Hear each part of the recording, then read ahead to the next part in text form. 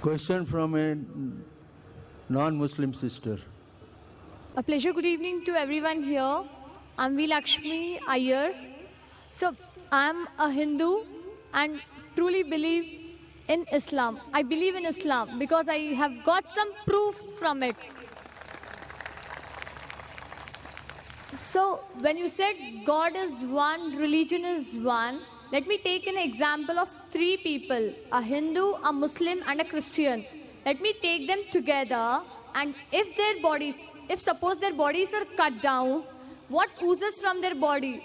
Only blood, and it's only blood. Not the milk, not the water, it's only the blood. When you cut down, only the blood oozes. Why do we differentiate when we depart the body? The Muslims go with burying, and we Hindus, we go by lighting the fire.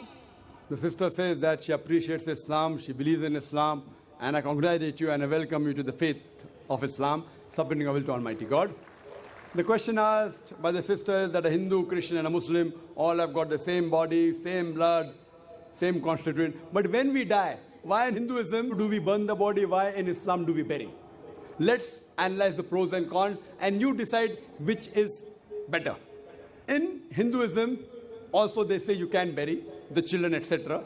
But when you become an adult, most of the sects say you have to burn, you have to cremate. There are some sects which say you have to bury. But let's analyze the pros and cons between cremation, that is burning, and burial. If we analyze, in Islam, we have to bury. Why? Because today we have come to know that whatever constituents of the body is there, the earth, the soil, contains the same basic elements of the body in lesser or greater proportion. So from earth we come and to earth we return. Scientific. Comparison, point number one. In cremation, we burn the body, there is pollution. In Islam, when we bury, the land becomes fertile. There's no pollution, there's no burning. Point number two. When you burn, you chop down the trees. Greenery goes down. Environment is being uprooted. In Islam, when we bury, land becomes fertile, more trees grow.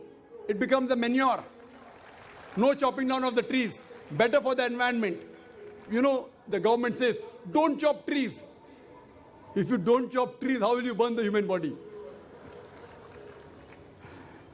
Point number three, it is more expensive.